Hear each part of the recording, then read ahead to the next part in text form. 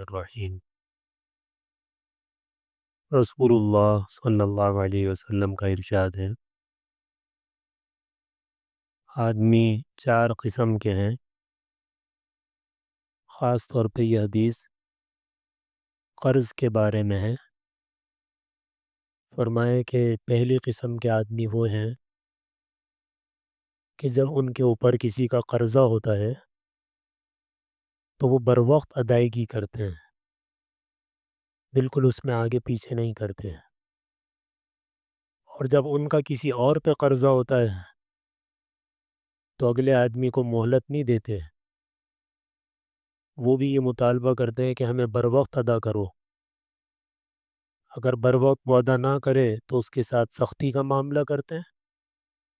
یہ پہلی قسم ہے کہ خود وقت پر ادا کرتے ہیں، اور دوسرا اگر ان کو بروقت ادا نہ کرے تو اس سے سختی کا معاملہ کرتے ہیں۔ تو فرمایا کہ چلو بھئی یہ تو برابر سرابر ہو گیا کہ اگر خود وقت پہ کرتا ہے تو دوسروں کے ساتھ اگر سختی کرتا ہے تو چلو بھئی معاملہ برابر سرابر۔ دوسری قسم فرمایا وہ ہے کہ جو بروقت قرض ادا نہیں کرتے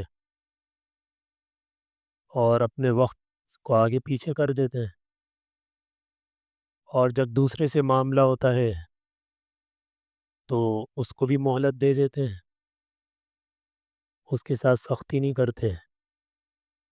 تو فرمایا کہ یہ بھی برابر سرابر ہو گیا کہ ایک تو اس میں برائی ہے کہ بروقت ادا نہیں کرتا، لیکن یہ ہے کہ چلو دوسری اچھائی بھی ہے کہ اگر دوسرا آدمی اس کا قرضہ بروقت ادا نہ کرے تو اس کو چھوڑ دیتا ہے، مہلت دے دیتا ہے۔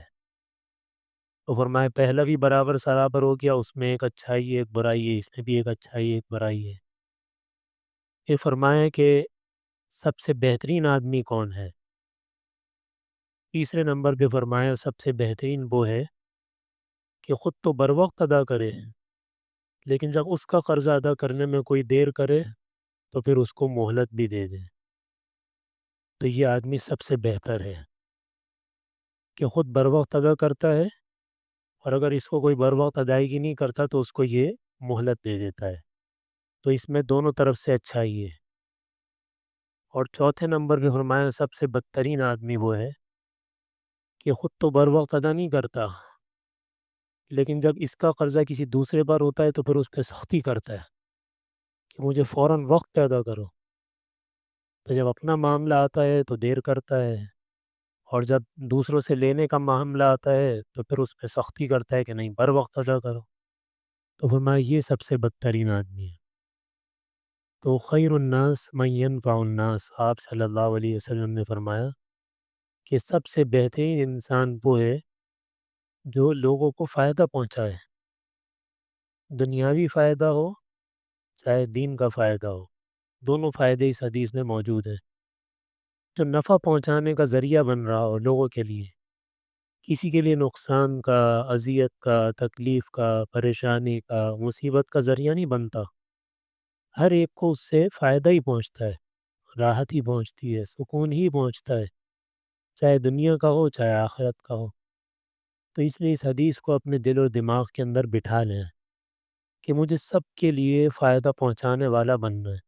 اس میں مسلمان کافر کی بھی تفریق نہیں ہے کہ ہر انسان کو وہ فائدہ پہنچائے، ہر ایک کے لیے راحت کا ذریعہ ہو، کسی کی تکلیف کا ذریعہ نہ بنے۔